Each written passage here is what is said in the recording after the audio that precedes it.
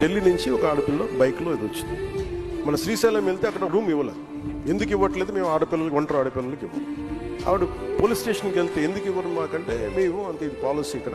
సామాజిక మాధ్యమాల్లో మీరు ఒక ఆడపిల్లకి మీరు అలా ఇవ్వరు అది అని చెప్పి మాట్లాడుతూ, నేను ఆ అమ్మాయిని మళ్ళీ మన ఆఫీస్ ద్వారా పిలిపించి మన కనకదుర్గమ్మ గుడి దగ్గర నుంచి తిరుపతి దర్శనం చేయించి, మన శ్రీశైలం మల్లన్న దర్శనం చేసి పంపించాను.